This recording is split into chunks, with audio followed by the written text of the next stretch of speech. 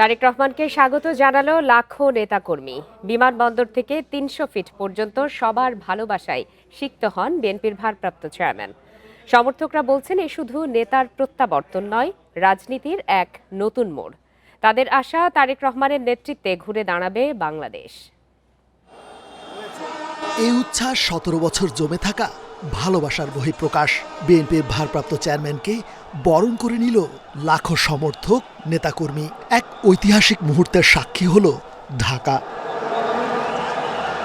সমর্থকদের মতে তারেক রহমানের প্রত্যাবর্তন শুধু একজন রাজনৈতিক নেতার দেশে ফেরা নয়, বরং বাংলাদেশের রাজনীতির এক নতুন মোড়। জুলাই গণঅভ্যুত্থানে আওয়ামী লীগের পতনের পর শুরু হয় প্রতীক্ষা। একটু দেরিতে হলেও তারেক রহমানের দেশে ফিরে আসার সিদ্ধান্তে পাল্টে যায় দৃশ্যপট। নতুন রিন গভীর থেকে পরিষ্কার করে কাপড়কে রাখে নতুনের মতো উজ্জ্বল। নতুন রিন অ্যাডভান্সড পাউডার। আজকে সেই প্রতীক্ষার অবসান হলো। আমাদের কাছে মনে হচ্ছে আজকে ঈদের দিন। তারে এক নজর দেখার জন্য শুধু আবেগের ভালোবাসা। গণতন্ত্র ফিরে আসবে, এটাই আমি আশা করি। এই আবেগ ভাষায় প্রকাশ করার মতো না। তার কাছে আমাদের প্রত্যাশা যে বাংলাদেশের সমস্ত মানুষ যেন মিলেমিশে বসবাস করতে পারে। নেতাকর্মীরা বলছেন তারেক রহমানের রাজনৈতিক প্রজ্ঞা ও নেতৃত্বে গণতন্ত্রের পুনরুদ্ধার হবে, ছড়িয়ে পড়বে বাংলাদেশি জাতীয়তাবাদ।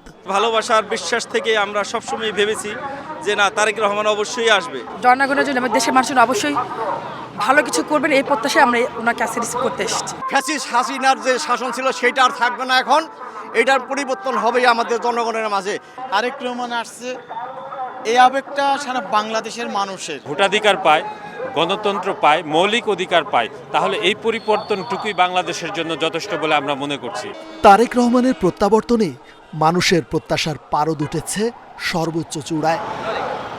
গণঅভ্যুত্থান পরবর্তী দেশের রাজনৈতিক পট পরিবর্তনের বাস্তবতায় দৃশ্যমান নানা সমীকরণ। বদলে গেছে রাষ্ট্রের চ্যালেঞ্জও। তাই বিএনপির লিডারশিপ তো বটেই, বরং গোটা রাজনীতির গুণগত মান পরিবর্তনে বহু হিসেব নিকেশ পাল্টে দেওয়ার সফল কারিগর হবেন তারেক রহমান।